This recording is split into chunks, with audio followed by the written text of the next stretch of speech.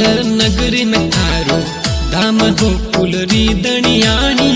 निवण करू असापुरी मावडी नाडोल नगरी में थारो